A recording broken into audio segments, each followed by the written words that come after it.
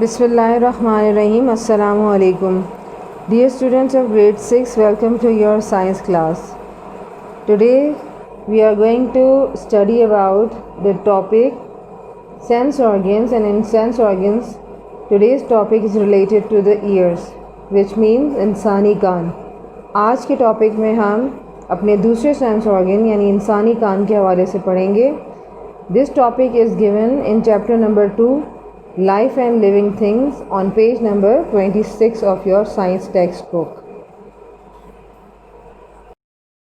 Now what are ears? कान क्या होते हैं? So first point which we must know about the ears, that ears are the sense organs. ये भी eyes की तरह sense organs होते हैं, but the purpose or the function of ears is different from eyes.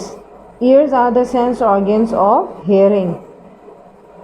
जैसे इंसानी आँख देखने में मदद करती है, इसी तरह इंसान का जो कान है, इंसानी कान है, वो ऐसे सेंस ऑर्गन्स हैं जो सुनने के अमल में उसकी मदद करते हैं. Second point is we have 2 ears. इंसानी जिस्म में इंसान के पास कितने कान होते हैं? 2 कान होते हैं. We have 2 ears. And where they are present? one on each side of the head. ये सर के हिस्से में मौजूद होते हैं और सर के हिस्से में दोनों अतराफ में. ईच साइड ऑफ हेड का मतलब कि सर के दोनों तरफ ही कान राइट और लेफ़्ट ईयर्स की शक्ल में मौजूद होते हैं. Now what is the main function of ears? Ears help or ear helps us to tell where a sound is coming from. Where a sound is coming from. कान हमें ये बताते हैं कि आवाज़ किस तरफ से आ रही है. आवाज़ की डायरेक्शन, आवाज़ की सोर्स को मालूम करने का जो एक फंक्शन है, that actually related two year. Year का क्या काम है? ईयर हमें ये बताता है कि आवाज़ कहाँ से आ रही है और आवाज़ की डायरेक्शन, उसकी बाकायदा तौर पे उसका बुलंद होना, उसका नीचे होना, ऊंचा या नीचा जिसे कहते हैं ना, कि आवाज़ तेज़ है, लाउड है, या आवाज़ कम है, स्लो पिच में आ रही है. तो ये तमाम चीज़ों की जो डिटेक्शन होती है, तमाम चीज़ों के बारे में पता हमें कौन देता है? ईयर हेल्प करता है. ईयर हमें बताता है. अब ये आवाज़ हमारे कानों तक कैसे पहुंचती है? सो साउंड्स, आवाज़ें जो होती हैं, are vibration in the ear. Sounds are vibrations. Sounds जो है वो वाइब्रेशनली जो है वो हवा में मौजूद होती हैं. हवा में आवाज़ जो है वो वाइब्रेशनल मूवमेंट की शक्ल में हम तक पहुंचती हैं.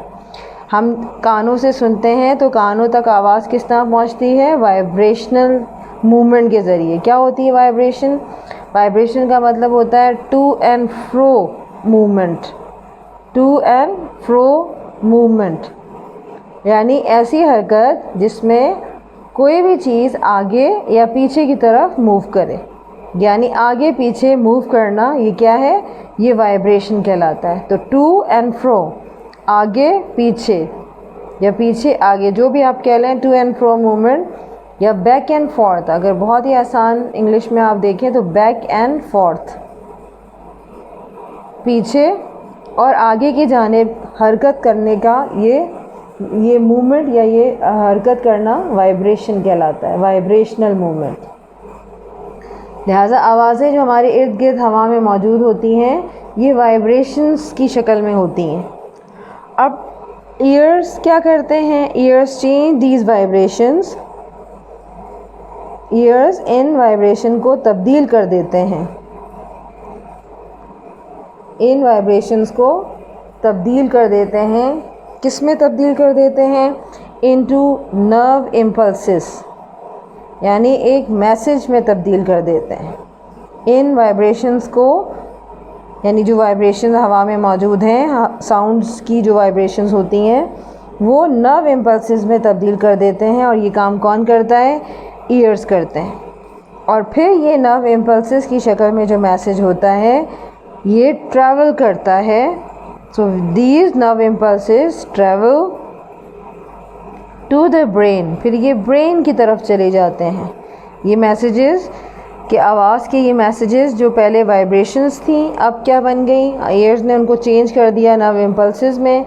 नर्व इम्पल्सेस क्या हैं? ये मैसेजेस हैं, पैगाम हैं, और ये पैगाम अब ईयर से ब्रेन की तरफ चला जाता है।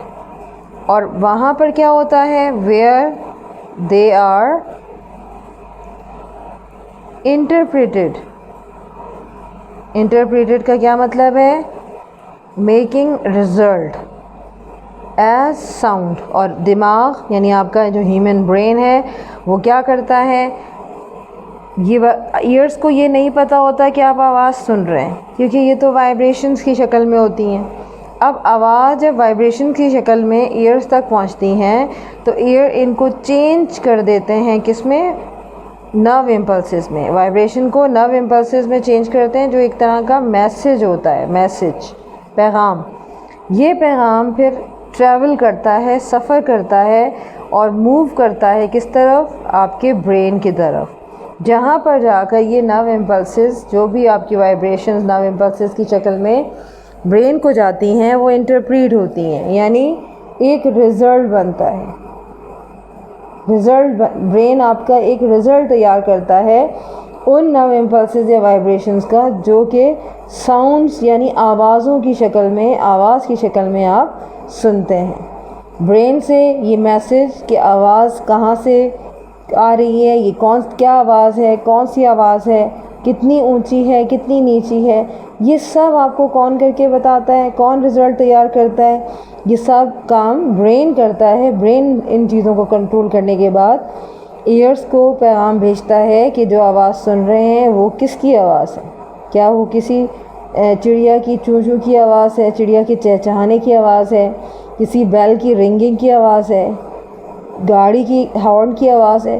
तो ये मुख्तलिफ़ किस्म की आवाज़ें जो हैं, ये ब्रेन आपको बताता है कि एज अ रिज़ल्ट ये करके बताता है कि किस तरह ये आवाज़ें आपके कान तक पहुंचती हैं, और ईयर्स फिर फाइनली इस आवाज़ को सुन पाते हैं। तो जब तक ब्रेन ये काम नहीं करेगा, ईयर्स भी अपना काम अंजाम नहीं दे सकते। Now next point is related to the parts of ear, that is structure of ear. You can also give the heading structure of ears or parts of ears. एक कान, या अगर कान की हम पूरी मुकम्मल डिवीज़न की बात करें तो the ear is divided into 3 parts. आपके कान के, अगर एक कान आप लें तो एक कान के अंदर 3 हिस्से होते हैं। And what are these parts called? So you can make a flow sheet. Parts of ear, which can be divided into 3 parts, in which the first part is called external ear भी लिख सकते हैं आप, या outer ear। मैं बहुत ही simple English में लिख रही हूँ, आउटर ईयर यानी आपके कान का बाहर वाला हिस्सा, outer part. Then the second part is called middle ear, यानी दरमियानी कान, दरमियानी हिस्सा कान का। And the third part is called inner ear, यानी कान का अंदर का हिस्सा, यानी अंदरूनी हिस्सा। So these are 3 parts of ear. Now, outer ear is further divided into 3 parts. Outer ear के भी 3 parts होंगे। पहला पार्ट कहलाता है, इसे ईयर फ्लैप भी कहते हैं, और दूसरा नाम भी है इसका बेटा, और इसका नाम है pinna. Outer ear has 3 main parts, in which the first part is called ear flap or also called pinna. The second part of outer ear is called ear canal, which is also called auditory canal. And the third part of outer ear is the main one, that is called the ear drum. Ear drum, जिसे कान का पर्दा भी कहते हैं. उर्दू में से क्या कहते हैं? कान का पर्दा. Then the second part of the ear is called the middle ear, which basically contain 3 small bones. 3 small bones are present here. Name of these bones are, starting from the first one, hammer, anvil, and the third bone is called stirrup. So these 3 bones are present inside ear as well. Now inner ear, which is the third part and the most innermost part, you can also say, and it also contains mainly 3 parts. In the first part, you can write here semi-circular canals. So these are 3 canals which are present in inner ear. Along with it, the second part is called vestibule, and the third most important part, which is actually the hearing organ, actual hearing organ in the ear, is called cochlea. So these 3 parts are present in the inner ear. So this is the complete structure of human ear. So this is the figure or picture of human ear having 3 parts. These parts are basically divided into outer ear, then middle ear, and inner ear. Clear? So starting from first, outer ear. Outer ear has 3 parts. This first outer part, जिसको आप बाकायदा touch करते हैं, छू कर बता सकते हैं, ये पार्ट आपका कान का बैरूनी यानी बाहर का हिस्सा है, and it is called ear flap, also called pinna. कान के बाहर के हिस्से को पिन्ना और ear flap कहा जाता है. Then the second part of outer ear is called ear canal, यानी कान की नाली. Ear canal. It is also called auditory canal.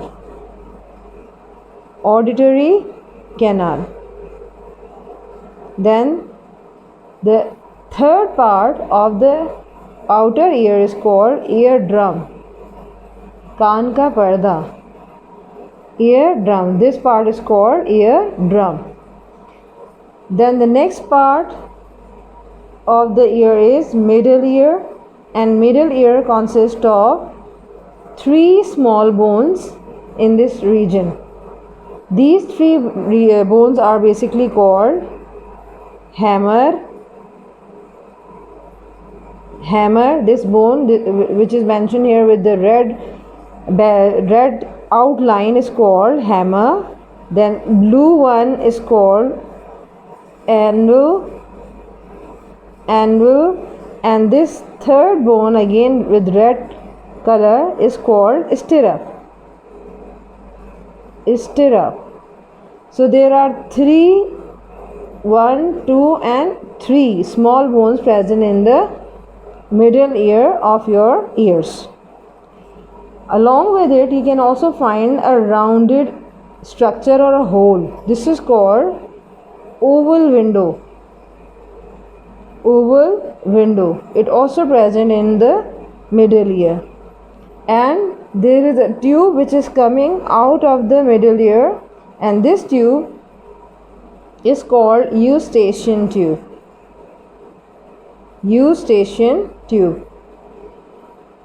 Third part of human ear is called inner ear.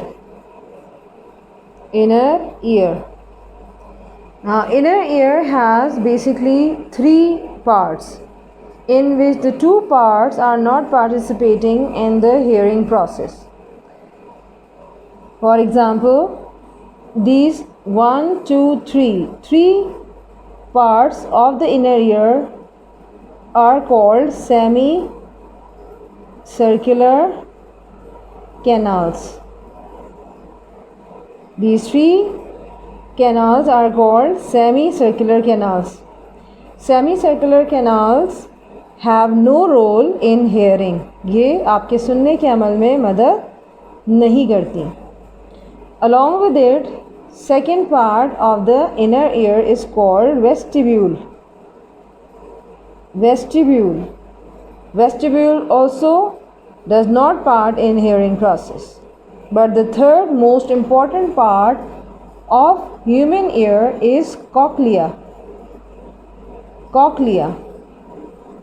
What is this word? Cochlea. And what is the function of cochlea in the inner ear or ear? It is the main or actual hearing organ. यही वो main organ और part है year का जिससे आप सुनने के अमल को यकीनी बनाते हैं. Along with it, you can also find these red lines. These red lines are indicating nerves, and these nerves are called auditory nerves. These are actually the nerves which carry messages to the brain. यहीं से messages जो हैं वो कहाँ deliver होते हैं? आपके brain की तरफ जाते हैं, ब्रेन को डिलीवर होते हैं. Clear? So this is the complete structure of human ear. Now there is a question arising, how do ears work?